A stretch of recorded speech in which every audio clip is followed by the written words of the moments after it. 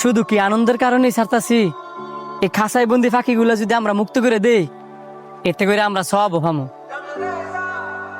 একটা মানুষ যখন জেলখানায় বন্দিতে হয়, তখন সেই মানুষটা বলতে পারে বন্দি জীবন যে কত কষ্টের। এই পাখিগুলো তো বোবা, চাইলেও কইতে পারে না যে আমার মুক্তি করে দাও। না কইতে পারে, না সয়ে নিতে পারে।